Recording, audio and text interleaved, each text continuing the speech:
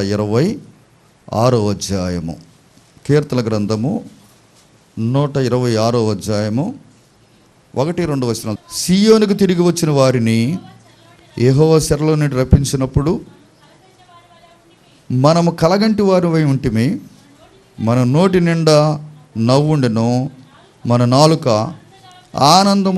ఆనంద గానముతో నిండి ఉండెను. అప్పుడు యెహోవా వీరి కొరకు గొప్ప కార్యం చేసినని అన్ని జనం చెప్పుకునిరి. ప్రార్థన చేసు. మమ్మల్ని మిక్కిలిగా ప్రేమించిన మా కన్న తండ్రి, వందనాలు చెల్లించుకుంటున్నాం. ఈ ఉదయకాల సమయంలో మీరు మాకు తోడుగుండి ఈ వాక్యంపు నడిపింపు నాకు దయచేయండి. నీ పరిశుద్ధమైన మాటలే నాకు దయచేయండి. నేను ఖాళీ పాత్రని, నన్ను నింపి సహాయం చేయండి. పిల్లలు విని మనసు మార్చుకునేటట్టుగా చేయమని యేసు నామమున బట్టి అడిగి వేడుకుంటున్నాను తండ్రి, ఆమేన్. ప్రియులారా, కీర్తన గ్రంథము 126 అధ్యాయము 1. సియోనుకు తిరిగి వచ్చిన వారిని యెహోవా చెరలో నుండి రప్పించినప్పుడు. ప్రియులారా, శరణగా చెప్పండి. శరణగా సమస్యలు, బాధలు, కష్టాలు. ఈ శరలో నుండి ఏమండి నిన్ను నన్ను రప్పించడానికి, నేను బాధల్లో ఉన్నానండి, పిల్లలు లేరండి, సమస్యలో, వీళ్ళందరూ ఎక్కడున్నారు? అప్పుల్లో ఉండని ఎంతోమంది వాళ్ళు నన్ను కొడుతున్నారండి, నా భర్త మంచిగా చూడలేదండి. శరలో ఉన్నారు వీళ్ళంతా శరలో ఉన్నారు. ఈ శరలో నుండి ఇడిపించిన తర్వాత నీ నోటి నిండా నవ్వు పెట్టును. ఆయన శరణగా ఏడవటం, బాధల్లో ఏడవటం. ఈ భర్త ఎప్పుడు మాడతారో, ఎప్పుడు నన్ను సంతోషంగా చూసుకుంటాడో, ఎప్పుడు కొడతా ఉంటాడు, ఎప్పుడు తిడతా ఉంటాడు. ఎప్పుడైతే తన భర్త మారాడో, తన చేసిన ప్రార్థన బట్టి అప్పుడు సంతోషం ఉందా లేదా? అప్పుడు నోటి నిండా నవ్వు. ప్రియులారా,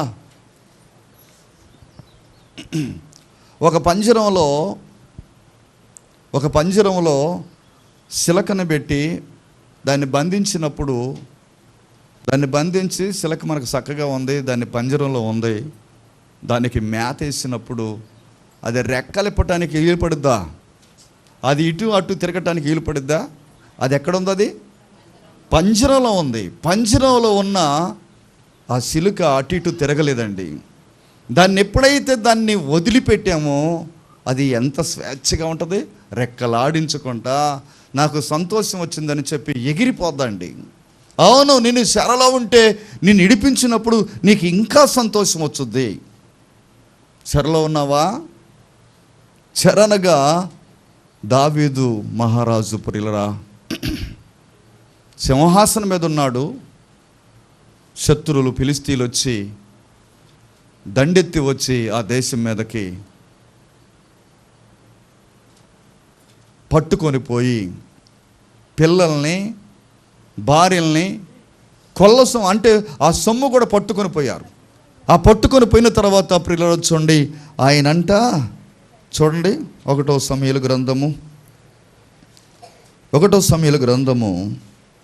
30వ అధ్యాయము 1 నుండి.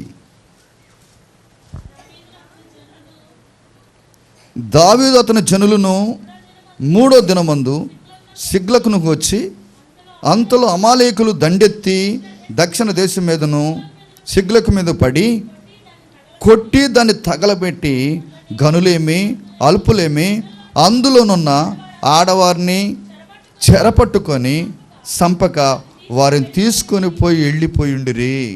ఏమండి, దావీదు లేని సమయాన్ని చూసి ఇంట్లో గనులేమి, ఆ దేశంలో ఉన్న వాళ్ళందరినీ కూడా గనులేమి అల్పులేమి, ఆడపిల్లలనేమి పిల్లలనేమి, తన భార్యలను కూడా పోత ఎండి బంగారాలు పనిముట్లు కూడా పట్టుకొని పోయారండి. వాళ్ళని అసలు చంపేయాలి, చంపకుండా తీసుకొని పోయాడు. ఇప్పుడు ఎలాగుందో చెప్పండి. ఇంటికి వచ్చి చూసేసరికి ఏమండి ఎంత నాశనం అయిపోయి ఉంది.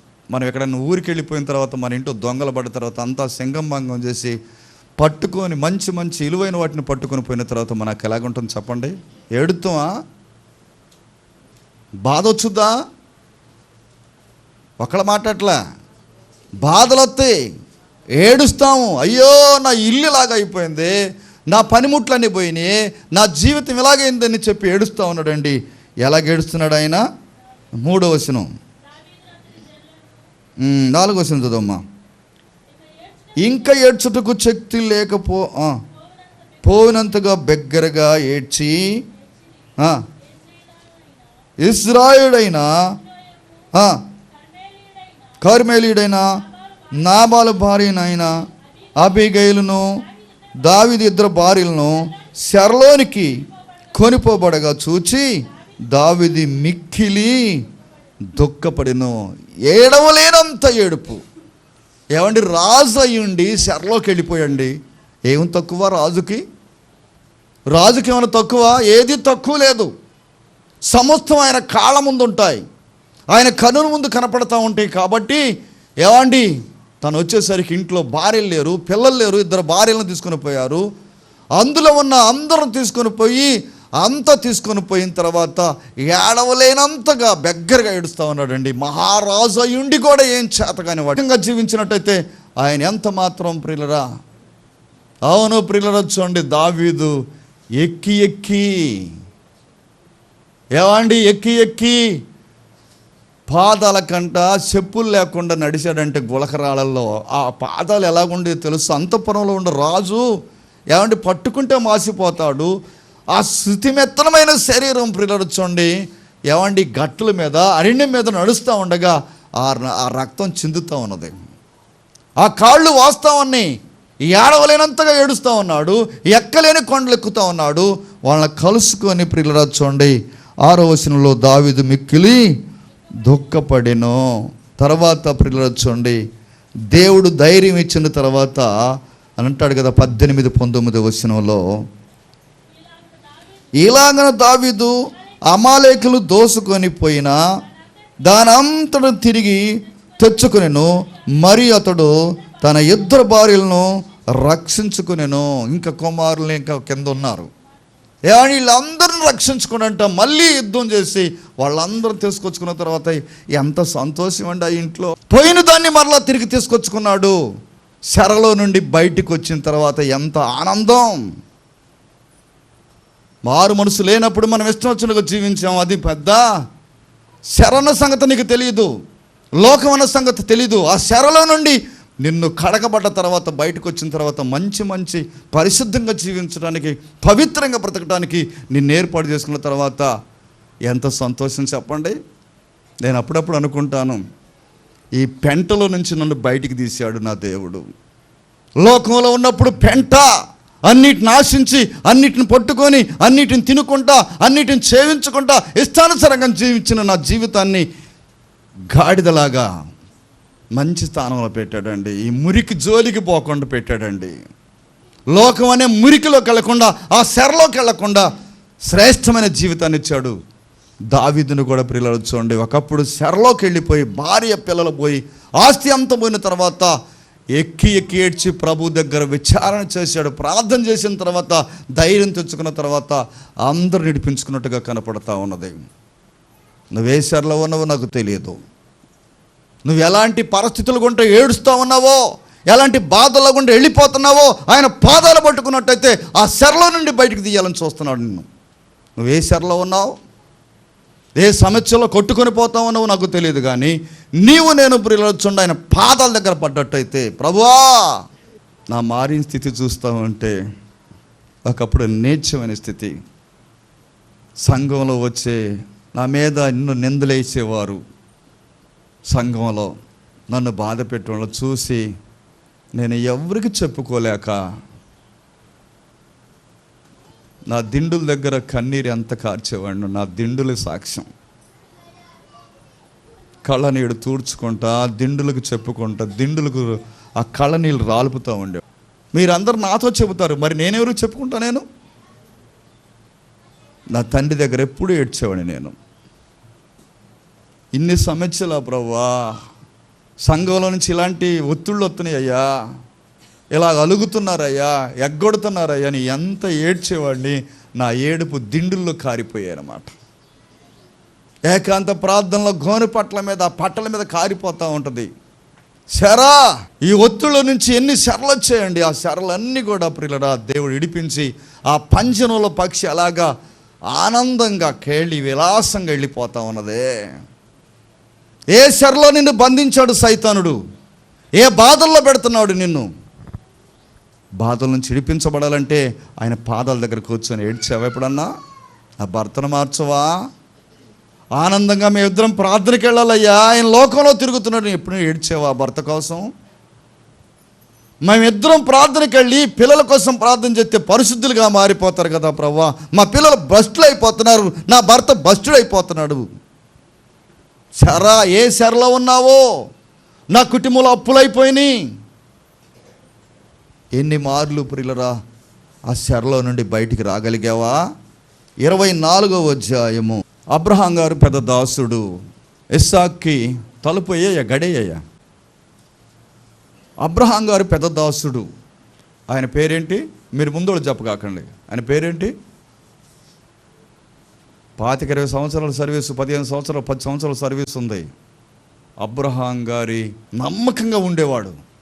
అబ్రహాం గారికి నమ్మకంగా ఉండే ఎలియాజరు, ఇస్సాకు వయసు వచ్చింది, వెళ్ళి నా కొడుక్కి ఏ ప్రాంతానికి వెళతావని ప్రార్థన చేసి పంపించి తల్లిదండ్రులు పోయి చూసుకునేవాళ్ళు కాదు. శారా అబ్రహాం గారు పోయి చూసుకోలేదు, కానీ పెద్ద దాసును పంపించిండు. నా కొడుకు పెళ్లి చేయాలి కాబట్టి ఎక్కడైనా పిల్లని తీసుకుని రమ్మని ఒంటెలు కట్టి బంగారాన్ని కట్టి పంపించిన తర్వాత ఒక ప్రాంతానికి వెళ్ళిన తర్వాత అక్కడ రెబ్బక నీళ్లు చేదుకోవటానికి, నీళ్లు తోడుకోవటానికి ఆ దిగుడు బావిలోకి వచ్చిన తర్వాత అందరు కన్యకలు వస్తామంటే ఈ పెద్ద దాసుడు ఎలీజర్ అన్నాడు కదా, నా ఒంటెలకి నాకు దాహం తీరుస్తారంటే ఏ ఆడపిల్ల పోయలేదేమో కానీ రెబ్బక దిగుడు బావిలో నుంచి ఎక్కుకుంటా కడవ పెట్టుకొని అన్నీ ఒంటెలకు పోసుకుంటా. ఒంటె అన్ని తాగేది చెప్పండి? ఒంటెలకు నీళ్లు పెట్టి ఆయనకి దాహం తీర్చిన తర్వాత, అమ్మ నీ ఊరేంది, నీ పేరేంటి అని అడిగిన తర్వాత, ఏమండి పలాని వాళ్ళ కుమార్తె నేను, మా ఇంటికి రావచ్చు, మీ ఇంటికి రావచ్చు అని అడిగిన తర్వాత, మా ఇంటికి రావచ్చు ఇల్లు అంటుంది. మా ఇంటికి వస్తే మా దగ్గర మేత ఉంది, మీ పశువులకి ఒంటెలకి మేత ఉంది రండి అని చెప్పిపోయింది. అక్కడికి వెళ్ళిన తర్వాత ఎక్కడుందేమా ఇంట్లో అని చెప్పాగా, ఇంట్లో ఉంది. అక్కడికి వెళ్ళిన తర్వాత ఆ మనుషుడు ఇంటికి వచ్చినప్పుడు లాబాను ఒంటెల గంతలు ఇప్పి, ఒంటెలకు గడ్డియు కాళ్ళు కడుగొట్టుకున్నకు అతనితో ఉన్న వారికి నీళ్ళు ఇచ్చి అతనికి భోజనం పెట్టారండి. ఆ ఇంటికి చేర్చుకుంది ఎవరేమో? రెబ్బక. గుర్తుపెట్టుకోవాలి, రెబ్బక ఒంటెలకు నీళ్ళు పోసింది. ఎప్పుడైతే ప్రియులారా ఒంటెలకు నీళ్ళు పోసింది, తన ఎలియాజరు కూడా పెద్ద దాసుడు కూడా నీళ్లు పోసింది. మా ఇంటికి రావచ్చు కదా, ఇంట్లో ఉన్నదేమా? ఇంట్లో ఉన్న తర్వాత ఆమెను ఇష్టపడి అడిగారు, అమ్మా మా యజమానుడు కొడుక్కి మీ అమ్మాయిని కావాలని చెప్పంటే, అమ్మాయిని కొనుక్కుందని చెబితే వెళతావు అమ్మ అంటే వెళతానన్న తర్వాత ఆమెకు కావలసిన సకల మర్యాదలు చేసి ఒంటెలు నెక్కించి చెలికత్తెలను తీసుకుని పంపించారు. చెలికత్తెలను తీసుకుని పంపించిన తర్వాత మధ్యలో పొలంలో ఒక ఆయన వస్తున్నాడు. ఎవరైనా? ఇస్సాకు పొలంలో నుంచి వస్తుండు, ఒంటి మీద ఉండి అన్నది కదా అమ్మా, ఆయన ఎవరు అని అడిగింది. పెద్ద దాసుడు అన్నాడు కదా, ఎలీజర్ అన్నాడు కదా, ఆయన మా యజమానుడు అని చెప్పిన తర్వాత వెంటనే కిందికి దిగి కొంగు కప్పుకున్నది. ఏమలవాటు క్రైస్తవులకి? మందిరంలో కూర్చునేటప్పుడు అమ్మా ముసుగు వేసుకున్నది. తగ్గింపు తత్వానికి గుర్తది. ముసుగు వేసుకున్న తన యజమానుడు ఎప్పుడైతే చూసిందో వెంటనే నా యజమానుడు అని చెప్పి ఎలియాజరు చెప్పిన తర్వాత ముసుగు వేసుకున్నది. ఆ ముసుగు వేసుకున్న తర్వాత ఏమండి ఆయన ప్రార్థనకు వచ్చాడు, పొలంలో ప్రార్థన చేస్తానికి వచ్చాడు. వాళ్ళిద్దరు వాళ్ళని చూసి ఏమండి ఇంటికి వెళ్ళిన తర్వాత ఆ ఇంటి దగ్గరంట 67వ వచనం చదువుకుందాం. ఇస్సాకు తల్లి అయిన శారా గొడారంలోకి ఆమెను తీసుకొని పోయెను. వీళ్ళిద్దరికి పెళ్లి చేసిందో లేదో తెలియదు. అప్పుడు బ్యాండ్ మేళాలు, ద్వారం పాకులు కట్టడం ఇవన్నీ లేవు. కానీ ఏమంటే వీళ్ళిద్దరినంట తన గుడారంలోకి, ఆమె ఎక్కడి నుంచి వచ్చింది? ఇంట్లో నుంచి వచ్చింది. ఇప్పుడు ఎక్కడుంది? ఎక్కడ తీసుకుని పోతుంది వాళ్ళ అత్తయ్య? గుడారంలోకి తీసుకుని పోతుంది. గుడారం అంటే ఎలాగుంటుంది చెప్పండి? చూస్తున్నారు కదా, పొరుగురు నుంచి వచ్చిన వాళ్ళు 4 రోజులు అడుక్కున్న తర్వాత ఏం వేసుకుంటారు? డేరాలు అంటాం, అప్పుడు గుడారాలు.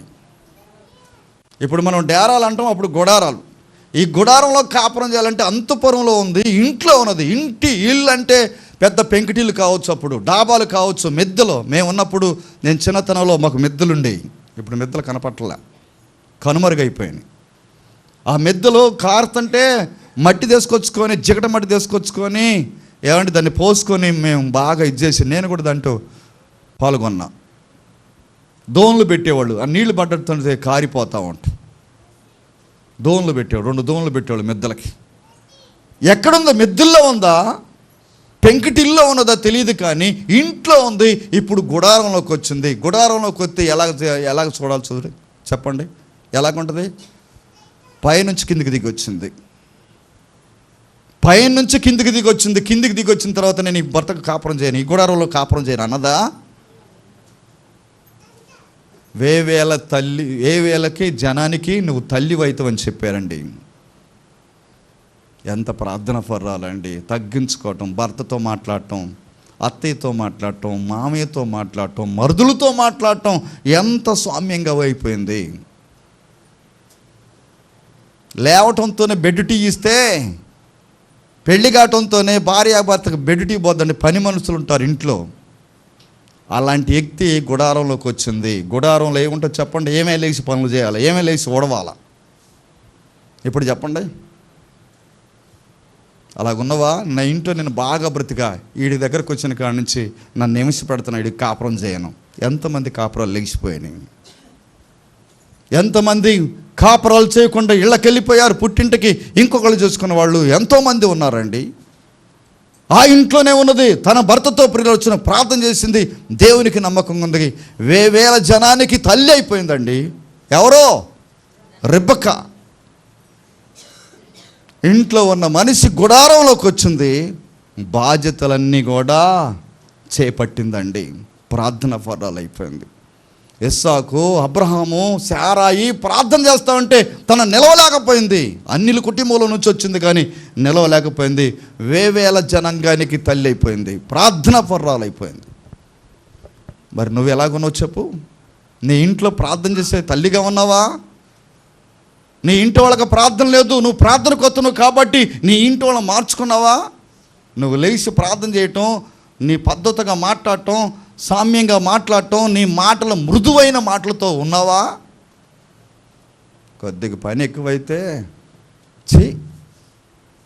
ఈ కాపురం మీద నిప్పుబడ. ఆమెకంట బట్టలు ఉతకాలంట, ఈయనకంట టీ ఇయ్యాలంట. అనలేదా? సనుక్కోలేదా? ఎన్ని బట్టలు ఉతికేది? నేను మనిషిని కాదా? వాళ్ళంతా ఇడిసేస్తే వాళ్ళ ప్లేట్లన్నీ కడగాల, తిన్నయన్నీ. ఎంత ఓర్చుకుందండి మహాతల్లి. ఉన్నారా? నేను అడుగుతున్నా, ప్రార్థనకు వచ్చిన తర్వాత తగ్గించుకునే తత్వం ఉన్నదా? నీ కుటుంబాన్ని కాసుకునే తల్లిగా ఉన్నావా? తన పద్ధతును బట్టి ఏవండి కుటుంబంలో మంచి తల్లిగా మిగిలిపోయిందండి రెబెక్కా. దేవునికి నమ్మకంగా ఉంటావా? అపోస్తుల కార్యము శరలో నుండి చెప్పండి, ఏమండి మంచి అనుభవంగా ఉన్నదాన్ని శరలోకి తీసుకొస్తే శర అంతా కూడా ప్రియులర్చుండి పరిశుద్ధంగా జీవించేలాగా చేసింది.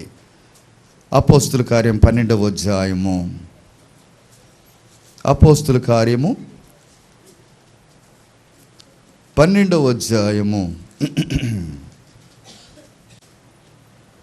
6వ వచనం. ఏ రోజు అతను వెలపలకు తీసుకొని రావాల్సి ఉండగా ఆ రాత్రి పేతురు 2 సంఖ్యలు బంధించబడి 2 సైనికుల మధ్య నిద్రించుచుండెను. ప్రియులారా, ఇక్కడ ఎక్కడున్నాడు ఈ పేతురు? పట్టుకొని చంపడానికి తీసుకొచ్చి పడేసిండు ఏ రోజు. పేతుర్ని ఆ మరుసటి రోజు యాకోబుని కత్తితో చంపేశారు. ఇప్పుడు రెండో వాడు ఎవరు? పేతురు. ఈ పేతుర్ని సంపటానికి తీసుకొచ్చి సరసాల్లో బంధించబడిన తర్వాత పెద్ద సంఖ్యలో ఒక్కొక్క గేట్ అంట 5 నెడితే పోద్దంట. అలాంటి గేటు మధ్య బంధించారు. సంఖ్యలు పెద్ద సంఖ్యలు వేశారు. బంధించబడి అటు ఒక సైనికుడు ఇటు ఒక సైనికుడు ఉన్నాడు. ఎక్కడున్నాడు ఇప్పుడు చెప్పండి? చెరలో ఉన్నాడు. ఈ చెరలో ఉండగా ప్రియులారా చూడండి, సంపటానికి తెల్లారితే నన్ను చంపేస్తారని చెప్పి ఏమంటే ఏడ్చి నిద్రపోయాడండి. అయినా అమ్మ ఇటు ఎక్కడున్నాడు? చెరలో సంఖ్యల చేత బంధించబడి తెల్లారితే చచ్చిపోవడానికి సిద్ధంగా ఉన్నానని ఏడుస్తూ ఏమండి అక్కడ వాళ్ళిద్దరి మధ్య నిద్రపోతా ఉన్నాడు. తర్వాత నిద్రించుచుండెను. మరియు కావలి వారు తలుపు ఎదట చెరసాల కాసుకొని ఉండిరి. ఇదిగో ప్రభు దూత అతని దగ్గర నిలిచెను. అతడుండిన గదిలో ఎలుగు ప్రకాశించును. దూత పేతురు పక్కన నిలిచి తట్టి త్వరగా లెమ్మని చెప్పి అతని లేపగా, ఏమండి ఈ చెరలో చచ్చిపోవటానికి సిద్ధంగా ఉన్నానని ఏడ్చి నిద్రపోయిండండి. కొంతమంది బాధల్లో ఏడ్చి వాళ్ళు ఏమైపోతారు? నిద్రలోకి వెళ్ళిపోతారు. గాఢంధకరమైన నిద్రలోకి వెళ్ళిపోతారు. ఆ నిద్రలో నేను చచ్చిపోతాను కదాక, యాకోబునే నిన్న చంపారు, ఇవాళ నన్ను చంపుతాను అని చెప్పి ఏమండి నిద్రలోకి వెళ్ళిపోయాడు. ఆ నిద్రలోకి వెళ్ళిపోయిన తర్వాత నా ప్రభు ఊరుకుంటాడా? నా ప్రభు ఊరుకుండేవాడా? ప్రార్థనపరుడు పేతురు, ప్రార్థనపరుడు కాబట్టి ప్రియులారా చూడండి, ప్రభు దూత నిలిచెను. ప్రభు దూతను పంపించాడు. నిలిచి ప్రకాశించింది ఆ గదంతా. వాళ్ళిద్దరి మధ్య సంఖ్యలతో బంధించబడ్డవాడిని పేతురుని తట్టాడు. ఈ దూత వచ్చి పేతురుని తట్టాడు. పేతురు దిగ్గులు వేసేసరికి అరవకు, సంఖ్యలు ఇడిపోయినాయి, చెప్పులు వేసుకో రా నా ఎంట. 10 మంది బట్టి నెట్టిన గేటు అట్టన్నదట్టుంది. దూత ఇడిపోయింది. ఇద్దరు వెళ్ళిపోయారు. చెరలో నుండి బయటికి వచ్చిన తర్వాత ఎంత ఆనందం చెప్పండి. బాధల్లో నుంచి మనం సావు దగ్గరలోకి వెళ్ళిపోయాం, మనల్ని బతికించాడు దేవుడు, మనకి ఎంత ఆనందం. నేను ఈ రోగం నుండి చచ్చిపోతాను, నేను ఎన్ని బాధల్లో ఉన్నావు. సంఘం అంతా ఏడిచింది, సంఘం అంతా కన్నీరు కార్చింది. నీ బాధల నుంచి విడిపించాడండి. ఈ పేతురు కోసం ఎవరు ప్రార్థన చేస్తున్నారు? సంఘం అంతా అత్యాశక్తితో ప్రార్థన చేస్తున్నారండి. ఆయన తర్వాత ఎక్కడికి వెళ్ళాడంట? 13-12 అతడు తలవాగిడి తలుపు తట్టుచుండగా రోదని ఒక చిన్నది ఆలకించుతూ వచ్చెను. ఆమె పేతురు స్వరము గుర్తుపట్టి సంతోషము చేత తలుపు తీయక, ప్రియులారా చూడండి, సంతోషపడదండి రోది అనే పిల్ల. ప్రియులారా ఎంత సంతోషం. సంఘంలోకి వచ్చి పడ్డాడండి, తప్పించుకున్నాడండి సావుని. ఎవరు తప్పించారో? చెరలో నుండి ఎలుగులోకి తీసుకొచ్చాడండి దేవుడు. నువ్వే చెరలో ఉన్నావో? చచ్చిపోవడానికి సిద్ధంగా ఉన్నావా? నిన్ను సంపుడు ఆయన. బాధల్లోనే చెరలో ఉన్నవా? ఇక నన్ను ఎవరు పట్టించుకోరు. ఇప్పుడే చెప్పింది అమ్మాయి, నన్ను ఎవరు పట్టించుకోలేదు. నా అన్నలు ఉన్నారు, నా వద్దులు ఉన్నారు, మనవాళ్ళు ఉన్నారు, ఎవరు పట్టించుకోలేదు. నేను ఒక్కదాన్నే. అవును, నీ పక్కన ఎవరున్నారు అనుకున్నావు? అది మర్చిపోతున్నారు మనుషులు. నేను ఒక్కదాన్నే ఈ కాపురాన్ని మొత్తాన్ని నేను ఒక దారికి తీసుకొస్తానని చెబుతూ ఉంటారు. లేదు లేదు, నిన్న ఇంట్లో పెద్దగా ఉంచుకొని నిన్ను వాడుకుంటున్నాడు దేవుడు. ఆ ధన్యత దేవుడికి తీసుకొస్తున్నావా? నా దేవుడు చేశాడు ఇది చెప్పగలుగుతావా? ఇది సంపాదించుకున్నానంటే, ఈ జ్ఞానంతో ఉన్నానంటే, ఈ కుటుంబాన్ని పోషిస్తున్నానంటే, ఈ తల్లిని పోషిస్తున్నానంటే, ఈ తండ్రిని పోషిస్తున్నానంటే నాది కాదు. నా వెనకాల ఒక శక్తి ఉంది. ఆయనే యేసుక్రీస్తు ప్రభు. ఆ శక్తిని బట్టి మనం నడుస్తున్నామండి. ఎక్కడికి వెళ్ళాలన్నా, ఎక్కడికి ఏం చేయాలన్నా కూడా మనంతరికి మనం ప్రాణాన్ని కాపాడుకోలేకపోతున్నాం. మనంతరికి మనం కుటుంబాన్ని కట్టుకోలేం. మన వెనక యొక్క దేవుడు ఉన్నాడు. పేతురు వెనక ఎవరున్నారు? దేవుడు ఉన్నాడు. కాబట్టే పేతురు ప్రియులరా సంఖ్యల్లో మూడోదిగా